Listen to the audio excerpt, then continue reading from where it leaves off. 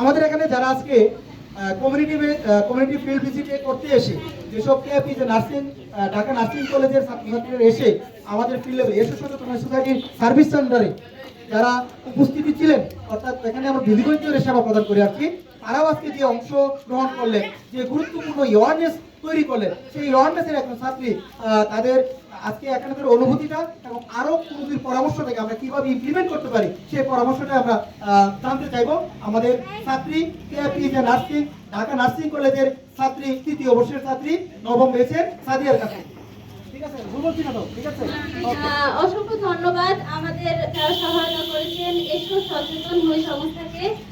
আচ্ছা, যাদের মাধ্যমে আমরা এই পর্যন্ত পৌঁছাতে পেরেছি। অর্থাৎ আমাদের মূল লক্ষ্যটা কি? আমাদের মূল লক্ষ্যটা হচ্ছে আমরা শারীরিকভাবে মানুষকে শারীরিক সুস্থতার জন্য মানুষকে পরামর্শ দিব, সাথে তারা মানসিকভাবে এবং সামাজিকভাবে তারা কিভাবে নিজেদেরকে সুস্থভাবে গড়ে তুলতে পারে সেজন্য আমরা তাদেরকে বিভিন্ন বিষয়ে সচেতন করব।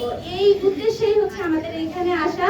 তো মূল কথা এখানে এসে খুবই ভালো লাগছে এবং তাদের সাথে এই যে কমিউনিটির মানুষের সাথে আমাদের যে বন্ডিং, তারাও যে আমাদের জন্য কতটা গুরুত্বপূর্ণ এবং আমাদের মাধ্যমেও যে তারা একটু উপকৃত হলো, এই বিষয়টা আসলে খুবই ভালো লাগার বিষয়।